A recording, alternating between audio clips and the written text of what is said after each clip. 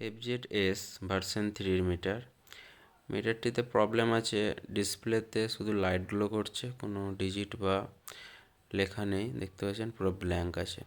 তো এটির বোর্ডের প্রবলেম, বোর্ডটি রিপেয়ার করব। বোর্ডটি রিপেয়ার করে দিয়েছি।